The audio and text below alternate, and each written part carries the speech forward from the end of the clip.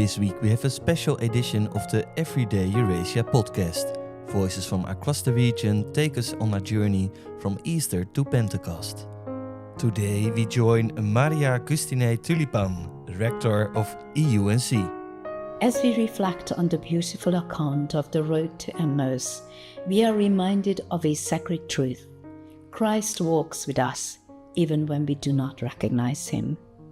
In seasons of uncertainty, disorientation, or grief, much like the disciples experienced after the crucifixion, it is often in retrospect that we see how near he truly was. We speak of the crucified Jesus, the risen Jesus, the enthroned Jesus, but on the road to Emmaus, we meet the walking Jesus. Not standing in glory, not seated in majesty, not even teaching from a mountaintop, but simply walking alongside weary hearts, at their pace, in their confusion. Jesus himself came up and walked along with them. The Jesus who walked with his disciples for 3 years continues to walk with them as the resurrected Christ. Jesus walks on the road to Emmaus. He walks the road to Damascus, all kinds of roads. He walks where we walk. We may be walking roads that can feel long and winding. The Easter services are over, but the questions, the tiredness, and even moments of disappointment may remain. Just like the disciples walking toward Emmaus, we too may walk burdened and confused, trying to make sense of recent events. Yet even on that road, Jesus draws near. So often we walk the road of discipleship unaware that the risen Christ is beside us. Not because he's absent, but because our eyes are veiled by routine, exhaustion, confusion, or grief. Still, he listens, he asks, he gently leads. He doesn't wait until we have perfect understanding. This is grace, the Son of God choosing to walk quietly beside us, unrecognized, until our hearts are ready to see him. But it is in these moments, while we are on the road, in conversation, searching, learning, breaking bread, that Christ draws near. These disciples knew all the facts. They could recount every detail, what happened to Jesus, what the chief priests did, what the women said at the tomb, what other disciples had experienced. They were well informed, and yet they did not recognize him. We know the events, we've heard the sermons, we've read the scriptures, but our minds are so shaped by what we thought God should do, how we learned it, how we expected it, how we imagined it, that we miss what God is actually doing in the moment. We know, but we don't understand. And in this way, we can miss the very presence of the risen Christ standing in front of us or walking alongside us. We want to figure it out all, and we forget to simply let him reveal himself. It is not the information we are missing, it is the revelation. Teach us, Christ, not just knowledge but recognition, not just hearing but believing.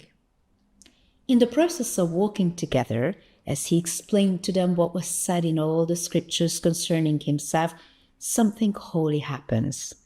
Our hearts begin to burn again. Such was the power of his word, even before they knew who he was. If we too wish to see Jesus, we must first listen to the scriptures. Then when the word has made our hearts burn within us, we too will recognize him in the breaking of the bread. And when we look back, we say like those disciples, were not our hearts burning within us while he talked with us on the road? That is the question of recognition. Recognition not just of his presence, but of his word and his movement within our lives. Looking back, we see he has been with us all the way.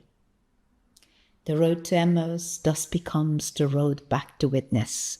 The disciples go from confusion and grief to recognition and proclamation. Today our hearts may burn with conviction, with calling, or with clarity. That burning is not just emotion, it is transformation. And when our hearts burn again, we return to our calling, not because we must, but because we cannot remain silent. But for all this to happen, the disciples made a simple, heartfelt request, and it has changed everything. Stay with us, for it is nearly evening. It was a plea born out of weariness, fear, and the growing shadows of the unknown. They asked Jesus to remain just for the night.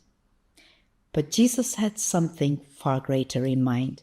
A few days later, to these same disciples and others who gathered, he would speak a promise that reached beyond one evening. Surely I am with you always, to the very end of the age. What they asked for was temporary presence. What he gave was eternal companionship. Jesus never only stays for the night. He walks with us into every dawn. Where we fear the darkness, he promises his light. Where we seek momentary comfort, he offers everlasting presence. So still today, the walking Jesus draws near to you, pastors, parents, teachers, tired and confused believers, on quiet roads, in ordinary moments. So let us keep walking. May our eyes be opened in fresh ways, and may our hearts burn with renewed passion for Christ's mission, remembering always, the risen Christ is not only the destination, he's the companion on the road.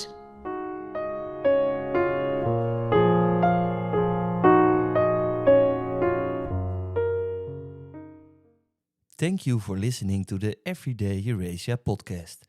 To find more of our Easter to Pentecost resources for individuals and small groups, please visit our website eurasiaregion.org.